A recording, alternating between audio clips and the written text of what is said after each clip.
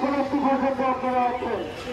তো এখন শুকনো খাবারের ব্যবস্থা কেন্দ্র সেন্ট্রাল থেকে কিছু করেছে। ৬৪ জেলার আহ্বায়ক সদস্য সচিব যারা আছেন পিছনে আসবেন। ৬৪ জেলার আহ্বায়ক সদস্য সচিব 2 জন করে পিছনে আসবেন। ভাই আমরা তো জুলাই সনদ এবং ঘোষণাপত্র নিয়ে যাব। আমরা যদি এখনই ক্লান্ত হয় তবে তো কুচক্করি মহান ভাবছে আমরা দুর্বল হয়ে গেছি। আমরা কখনো ক্লান্ত হই না। বিপ্লবীরা হারে না, এরা হাঁটতে জানে না, এদের রক্ত ফলপ্রসূ হয়, বিপ্লব সংগঠিত হয়।